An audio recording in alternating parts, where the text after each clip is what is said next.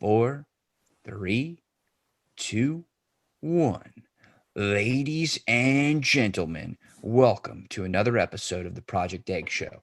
I'm your host, Ben Gothard, and today we have the honor of speaking with Roy Krebs, the co-founder and CEO of NaturalStacks, an open source supplement company that helps consumers improve mood, memory, and focus through targeted brain health products. Now, I am so excited because I vibe so hard with Roy's mission to build a billion better brains. I like bees. My first name starts with a B, so I'm about that. Plus, the mission is actually totally badass, and I'm so about that. So, without any further ado, Roy, welcome to the show. Thanks, Ben. Cheers. Thanks for having me. Enjoy being on your show. I'm pumped to be here. One thing is it's stacks, not snacks. So natural stacks, not snacks like food. Stacks like a stack of books. Well, I messed that one Happens up. all the time. No worries. Definitely apologize for that. No worries. Maybe need to, get some of those stacks and make my brain better so I don't make that mistake in the future. I got you. Anyways, my blunder aside, let's keep on going. First question for you today, sir, is what is your story? What's my story? Well, sure. We'll go a little farther back. So currently I'm the CEO and co-founder of NaturalStacks. Stacks, like a stack of books. We launched the company in late 2013. So we've already been in business for almost 6 years. But to get back to my story, I think we need to go a little farther back. So I grew up in a small town, California, kind of hippie parents, not much structure, kind of figure everything out yourself type vibe.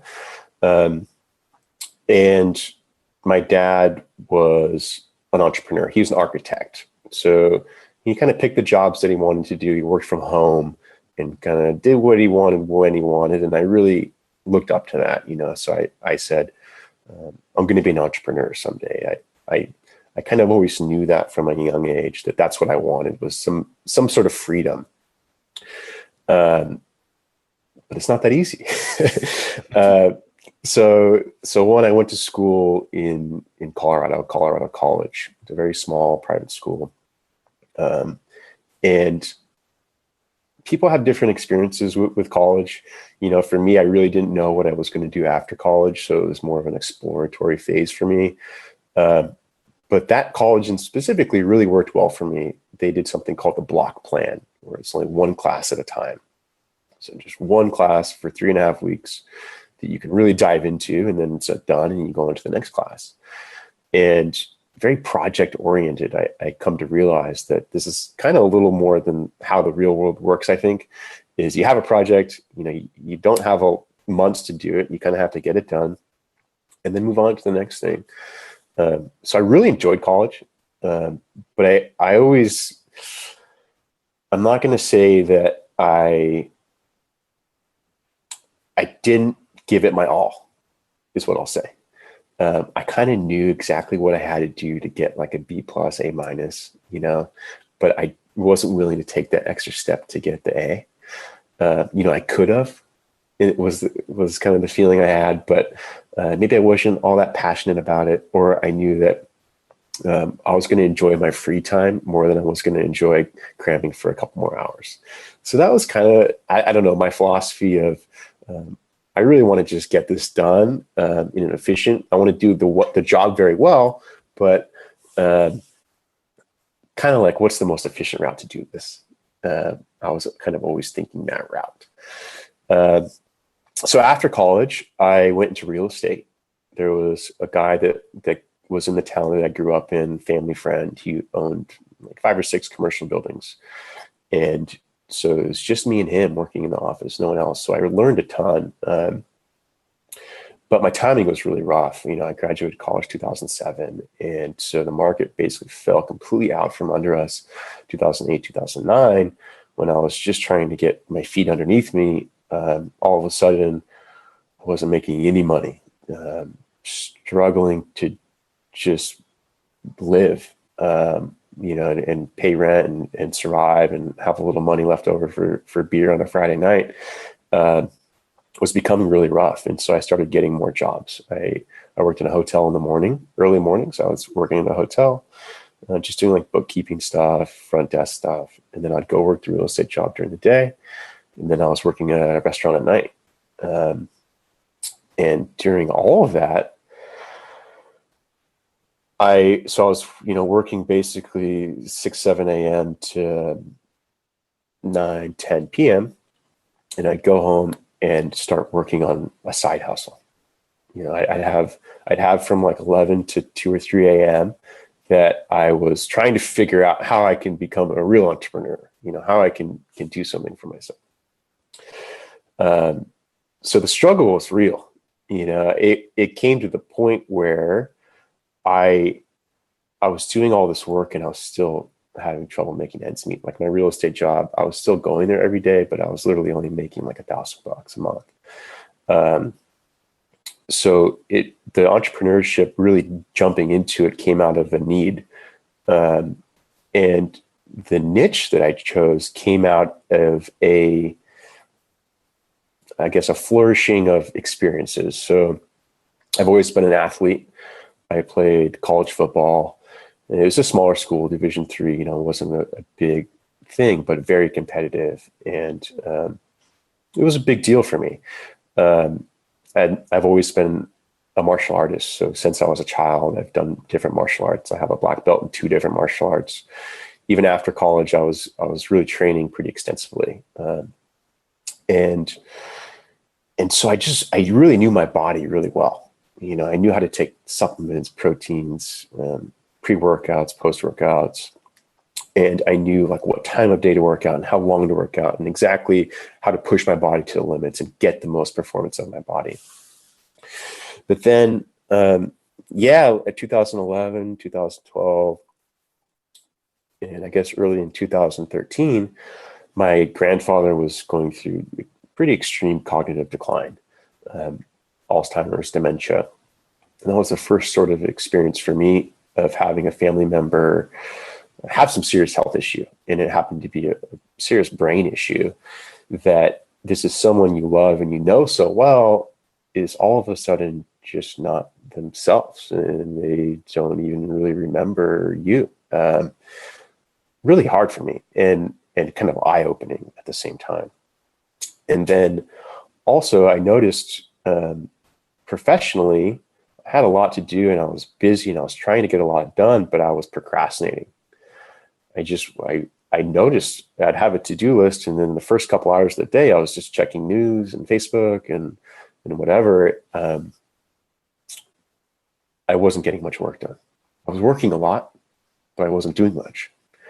And I noticed that at the same time as I was experiencing my grandfather going through this disease. And that's when I really started digging into brain supplements. I knew physical performance supplements really well, but I had never thought about taking a supplement for my brain. That's like a whole nother, wow. Yeah, I didn't even know that was like possible, really. So I really dug deep into the science, into what was already on the market and how I could make something different and more, something that I could take for myself to kill my procrastination and get more performance on a near-term basis. I want something that works, but also want something that's safe and that protects my brain for the long term. And so all of that kind of culminated together, really led me to founding NaturalStacks. Wow. Yeah, it's been a wild ride. It really has.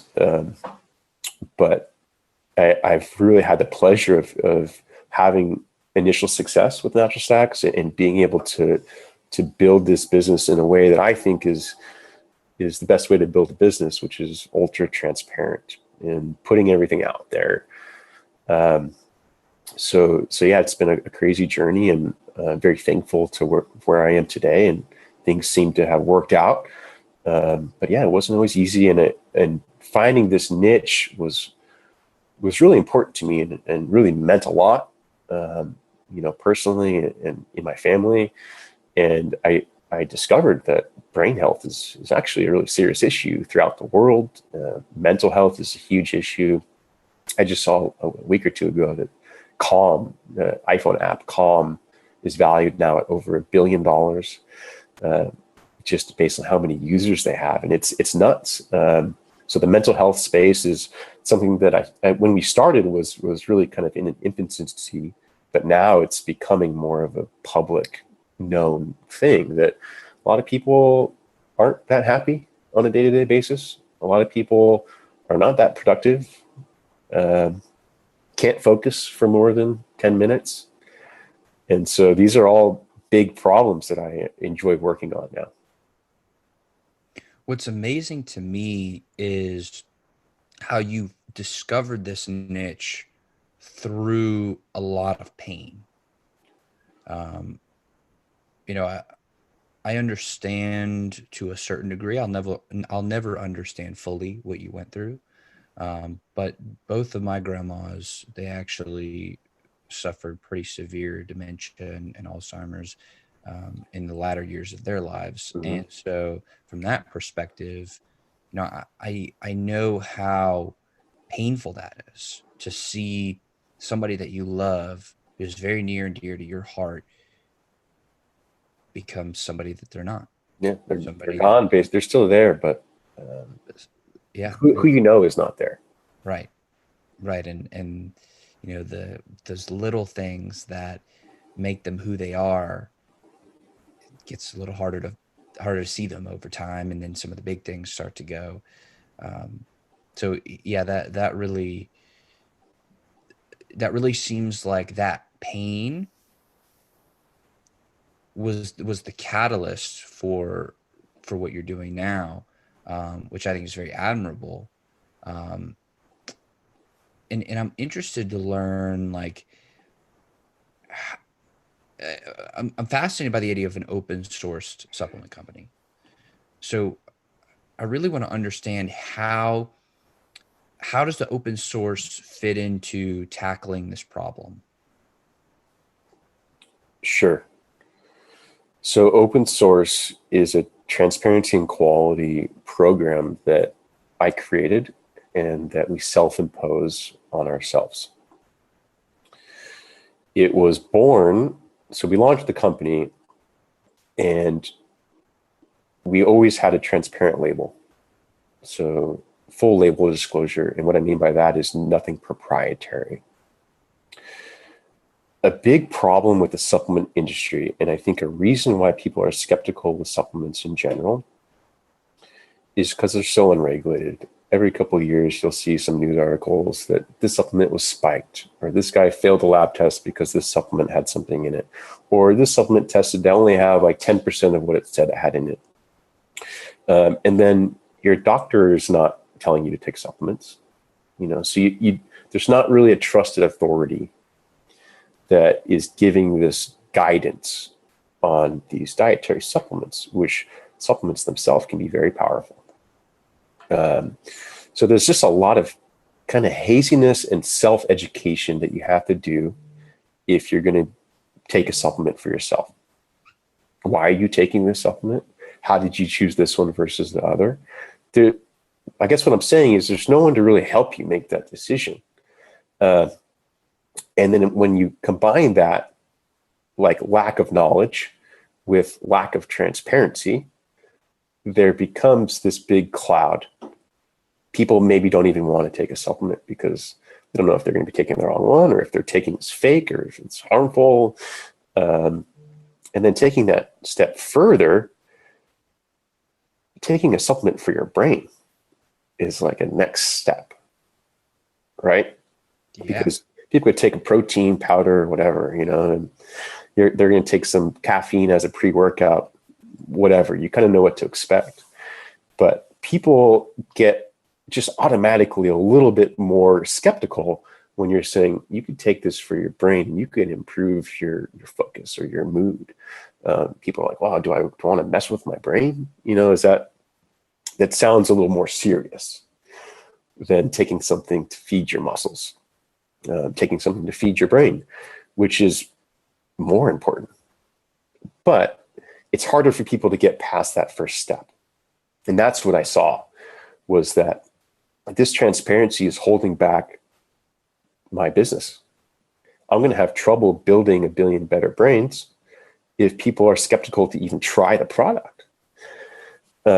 So that's where the transparency quality came from. Is one, I saw the problem in the industry is this extreme lack of transparency, and it starts with proprietary formulas. So most kind of unique formulas on the market are proprietary, and they'll say this is the focus blend or this is the testosterone booster complex, and there'll be like 10 or 15 ingredients. You don't know the amount of each ingredient, and so there's a lot of that opens the door for a lot of mishaps. That's a gentle way to say it. So the manufacturer can put we call it pixie dusting, just a few milligrams of an ingredient when maybe an effective dose is like 1,000 milligrams. But from a standard consumer, they have no idea, and they see that it's in the supplement, and so I want that ingredient. It's in there, so sweet. So the proprietary formulas are the biggest problem. The next problem is transparency in sourcing. Where did these ingredients come from? I feel like when you're looking at food, like if you're going to buy a vegetable or a piece of steak to go cook at night, people start asking questions. Was this, industrial? Was this grass-fed meat? Did it live on a pasture? Was this piece of broccoli grown organically? Did they use pesticides? But people aren't taking that sort of criticism to supplements, at least not yet. So I find it pretty odd that people aren't being like, where did this ingredient come from? How was it grown? What kind of extraction method did they use? Is there residual solvents? Is there heavy metals? So lack of transparency in the sourcing side, even brands don't even know where their ingredients come from. The brands will take a supplement, a formula, to a third-party manufacturer and say, please make this for me. And the manufacturer will do the sourcing. It's their incentive to put the cheapest ingredient in there because they can charge you more. And so a lot of times, even the brands don't even know where they're getting their stuff from, which was a real problem for me. So transparency in the sourcing was the next kind of problem that we tackled. And then the next one is third-party lab testing. Even a company can say they're putting in what they're putting in there, but unless there's a third-party lab test to prove it, there's no regulatory body that is doing that sort of work. The FDA is not involved at all. I can put dog food in a capsule and sell it on Amazon. No one's going to know. The only way the FDA gets involved is if there's a serious health concern, like 20 people get sick or someone dies, or you make some crazy claims like this supplement's going to cure, it's going to cure Alzheimer's.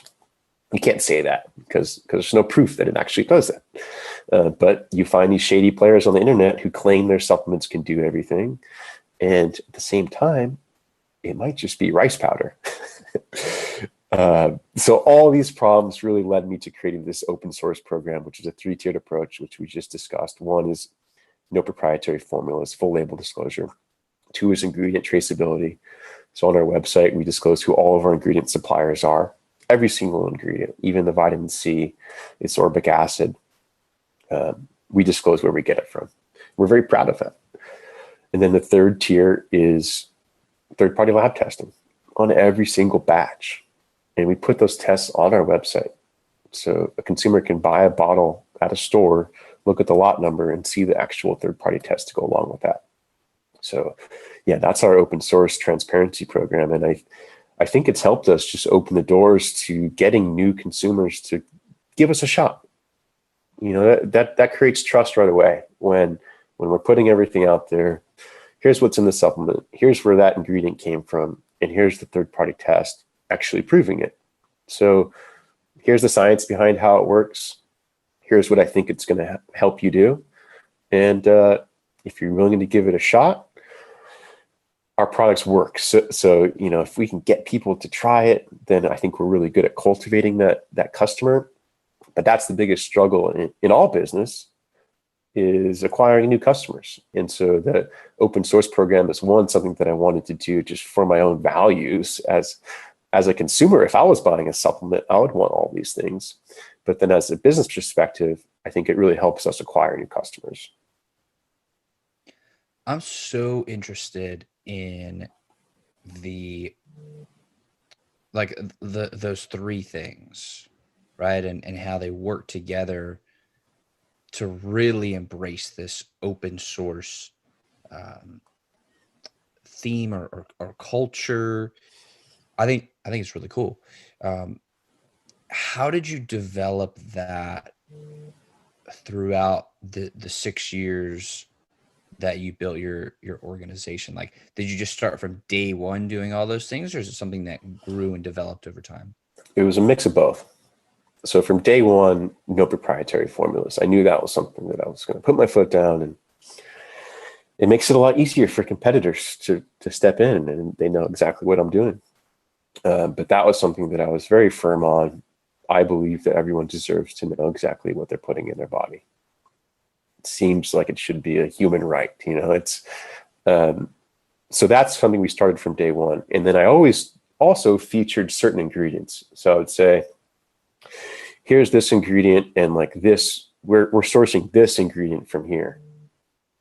But then it wasn't until probably a year or two into business where I had a manufacturer starting to do some shady things. I would say, here's the ingredients I want, and then without telling me, they would use a different source. And legally, they were doing everything was fine. But hey, you told me you're going to use this ingredient from Spain, and I just got the COA, and this is from China, and yeah, it's the same ingredient, but that's not what I said I wanted. And I started getting a few of those type of problems. And then what really broke the back was we were, without telling the manufacturers, I was getting third-party lab tests done on every batch, because I really wanted to be sure what I was putting out in the world was legit. And one test came back wrong. There was 2 ingredients that were substantially less than what was supposed to be on the label. And I was already doing the lab testing, so this product never got out to consumers. I caught it right away, but I was freaking shocked. And it seemed like it was intentional. The amount wasn't like, oh, it's just a small miss up. It was like they put the ingredient in there, but the amount was so small that they're skimping me. And that's when my eyes really got wide, and I said, you know what? This is not just happening to me. This is an industry problem. They're putting what's in there, so it will pass the identity test. Yeah, it has that ingredient in there, but they're not even putting the right dose. So I showed him the test. I rejected the shipment. I fired him. Found a manufacturer that I can trust. And at that time is when I really put together this whole open source. I kind of brought it all together, and I said publicly, I didn't say that we had a quality issue. This is, I think, the first time that I've said that publicly. But to the world, I'm saying from now on, clear labeling, sourcing transparency, not just on some ingredients, on every single ingredient in the label. And I'm going to do a third-party lab test on my dime. This is not cheap. And I'm not just testing for 1 or 2 ingredients. I'm not just testing for anything. I'm doing full identity and potency testing on every single ingredient on the formula. And I'm posting that test online. And I almost think of it like I'm trying to get other supplement companies to follow. And they're not. There is a couple newer companies that are kind of following our footsteps of being ultra transparent, but the big companies haven't caught on. And I challenge everyone. do our level of transparency, put out in the world what is a legit product. And so, yeah, it's something that I've become really proud of, that again started because of a problem, and because I'm not in this to make money. Yes, this is my career. I make a living off NaturalStacks, but I'm seriously motivated to build 1 billion better brains. I've seen a lot of negative stuff happening from poor brain health, both personally and with my family. And I see it as the biggest problem in today's world. And that's my mission. And building 1 billion better brains, a part of that is being ultra transparent. That's going to help people build their own better brain. And that's going to help people, like I said, try our products, give us a shot. So yeah, it's been really rewarding and powerful for me. As of this is what I'm doing. This is my identity. I'm not just slinging stuff to make a quick buck to then go on to the next thing. This is what I'm doing. So I'm trying to do it as legit as I can. It's so fascinating to me to see the way that society is moving. And I think it's going to take a while, but I mean, we see like with privacy, right? People want more privacy. They want more transparency with how their data is being used. They want to see, who can see me, what can they see of mine, where's my data going? And it seems like that's kind of a market feeling of consumers moving more towards transparency. So it's interesting to see in the supplement space, it's definitely happening too. And I guess the question that I have there is, where do you see it going? Like are the bigger companies going to fully embrace transparency? Are we going to move there as a society, or is it going to be where the newer startups are pushing for transparency, the older, bigger companies are trying to stay traditional, and there's kind of this back and forth, this tension, if you will? I think there's always going to be this tension. The big companies are fighting against transparency because it takes away their margin. A lack of transparency opens the door to make more money, because you can put low quality ingredients, you can skip steps without people knowing, and still put out what you're saying is a high quality product. So the more you pull back and the more transparent that you are, there's no room to do anything, else. It's almost like people, a competitor knows exactly what I'm putting in the product. They know exactly how much.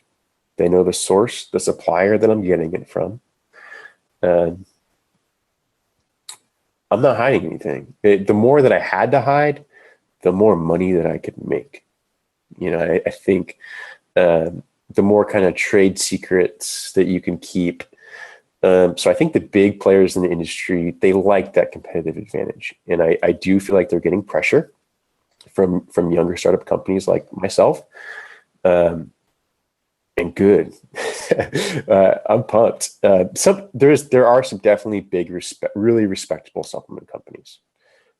Garden of Life is one of them. They own almost all of their farms that they actually grow their own ingredients. So there's definitely people doing the right thing.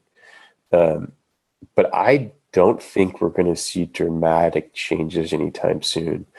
And especially with supplements most supplements are sold for weight loss. This is a very kind of touchy, emotional area that, with some pretty smooth marketing and some flashy packaging, you don't have to say much about sourcing or quality or ingredients when you can talk about, can you imagine a better you 30 pounds less? You're really pushing on emotions with a lot of supplements. You're looking at beauty supplements. You're looking at weight loss. You're looking at like a pre-workout or, get strong supplements, and the marketing is really designed to push your emotions. And when they're doing that so effectively, you don't really need transparency. When you're able to push someone's buttons so hard that they're saying, wow, this supplement is going to change my composition, they're going to make me look better, I'm going to get that attractive mate that, is my dream girl that I've had on my poster on my wall for so many years. It almost screws with your rational thought. So I think that the supplement world is so entrenched with that kind of big picture marketing that there's still not enough of a need for transparency. So that's unfortunate, but I definitely do think it's getting better. Amazon released a new supplement line called Elements, and they're actually doing third-party lab testing on every batch. That's the I think the first company that I've seen do that besides us. Obviously, Amazon's a big player, and I think consumers are getting more educated in general, and they're starting to ask more questions. And this is all very good for the industry in general, but I think it's just a really slow road. Well, it's interesting that we kind of spoke a little bit about how people make, decisions based on that emotional tug, and based on my studies, and I could be wrong here, but it's my belief at this current moment that at like a psychobiological level, we do make decisions based on emotions. And it's not like logic just goes completely out the window, but typically logic will get you to the place where you then need to make a decision, and then logic cannot make that decision for you. Your emotions have to, like, logic can get you 99% of the way there, but in order to actually make that decision, emotion is a fundamental piece. So to capture that emotion from the beginning in a very slick marketing campaign, playing on somebody's desire to have a mate. I mean, that is a fundamental human desire. We are programmed to reproduce. Like that makes you think a lot less about where the particular vitamin C comes from.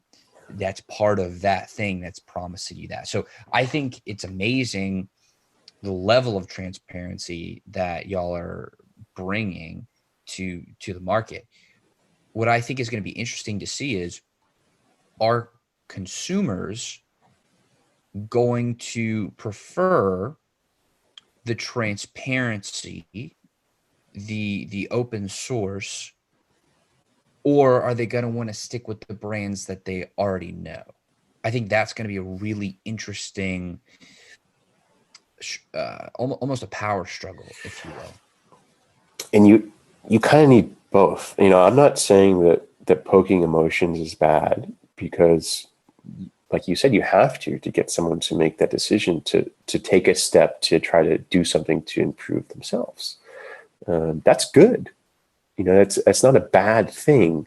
But what I'm saying is that when the marketing is so tied to pushing those levers, when it's not, the structure isn't backed up and they don't have the quality on the backside, that's where I have problems. Yeah. And I think you have to have both in a way of one, with any business, you have to have a unique product or a unique offer that's different from competitors. So like we have these brain health supplements that target different neurotransmitters in the brain. We have a dopamine supplement, a serotonin supplement, acetylcholine supplement, a GABA supplement.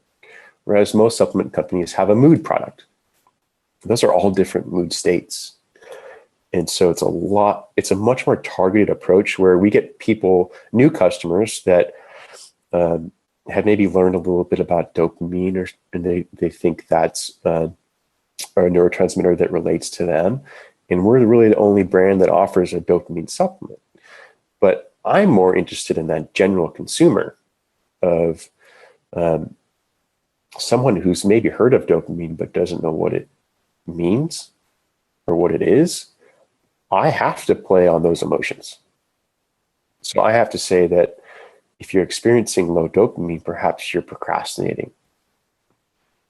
Perhaps you're, put him in a real world experience. You're waking up in the morning, you have a big to-do list, but you're not even looking at that to-do list until afternoon. Or some days you don't want to get out of bed. Are you experiencing that? That's probably because you're low dopamine. And that's how this supplement can help you. And so, yeah, I'm playing with some emotions there for sure, but I'm backing it up with, here's exactly what's in the product. Here's exactly how it works. Here's what I think that this benefit's going to do for you. So I feel like you really need to have all that. And to convert a new customer, you have to play on those emotions. You have to get someone to understand what your product does and what it's going to do for them, or else they're never going to make the decision to purchase it. But if I can get someone to be like, wow, this is interesting, maybe this is for me, and then I remove any sort of skeptical thoughts that they might have. So that, their angel in their brain is saying, wow, I need some dopamine. This is going to help my procrastination. And the devil is saying, but wait, this is a supplement. Supplements are shady. But wait, this is a supplement for my brain. Like, is that okay? And so you really have to be able to play with both sides. I think that's fascinating. And I do totally agree. I mean, you have to, it seems like there's the education side where, if you're experiencing this pain, this could be the root cause of it. And that pain is just a symptom of that underlying root cause. And I think that's really important from the education part. But I love how you're talking about, you have to get them emotionally involved, because if you don't, nobody's going to take action. Yep. But then backing it up with this ultimate form of transparency, this open source. I love that. I love that a lot. I'm interested to see what's going to happen as time goes on, because it would seem like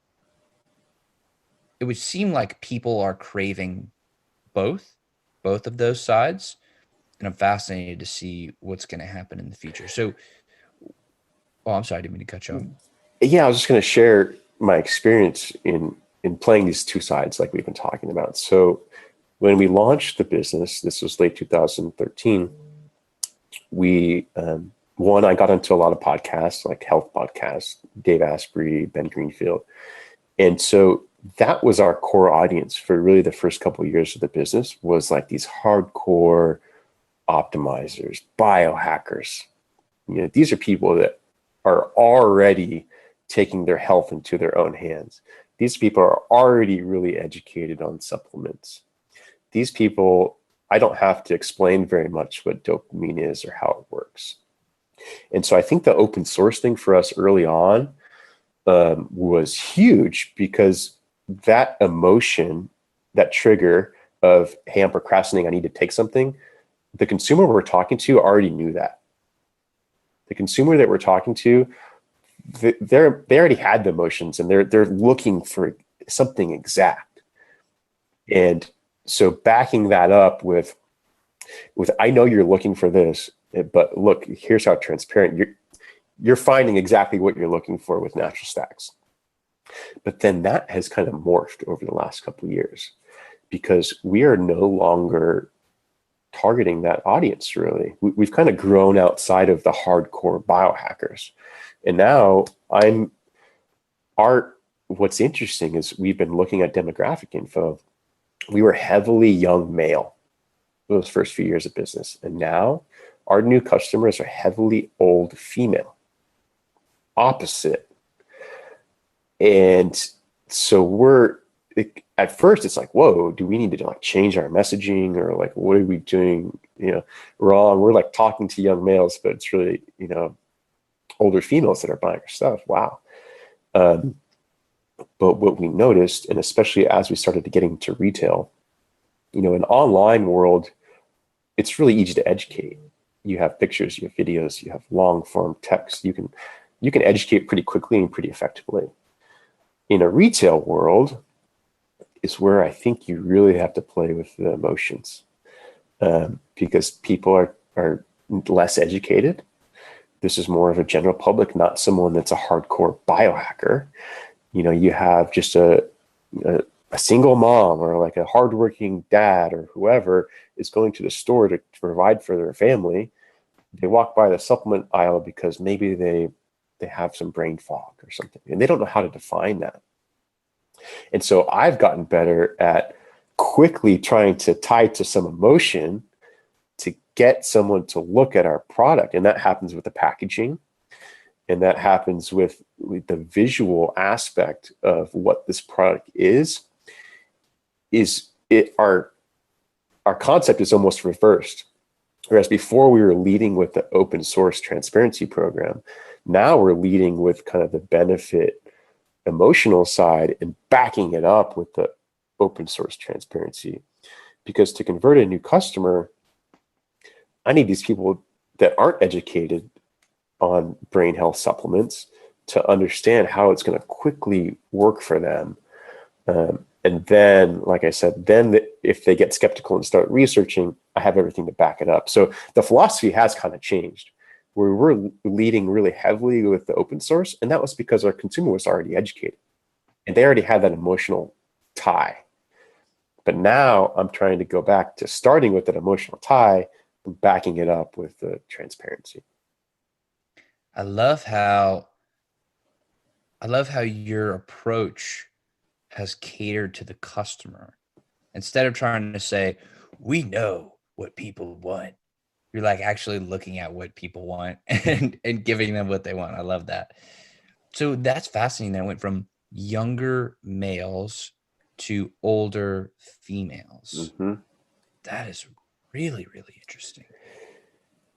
Yes. Yeah, it is really interesting. I mean, from an online strategy point of view, we've been using larger font types, bigger spacing, more images that correlate to that demographic, and some kind of basic psychology stuff there.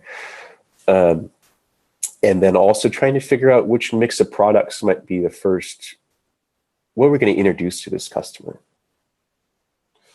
And so before we started with our Siltep, which is kind of our more hardcore nootropic cognitive enhancement supplement. Whereas now we're leading more with our serotonin brain food mood supplement. It's a little more relatable. People understand the word serotonin. Mood is a huge issue. And so we found that it's easier to convert an older female to the serotonin product than it is to our nootropic cognitive enhancement product that probably does require a little more education. That's awesome. That's awesome. So, Roy, I want to thank you so much for coming on the show today. Of course. I really do appreciate your time, and I'm grateful that that you shared all that you have, because I definitely learned a lot. It's got me thinking about a lot of cool things. So, thank you very much for. Cheers. Thank you, Ben. Yeah, appreciate it. Absolutely. And to everybody who's been listening, watching, I want to thank y'all very much. Your time is very valuable, so I'm grateful that you choose to share that with us today. So thank you very much. Y'all rock. I love y'all, and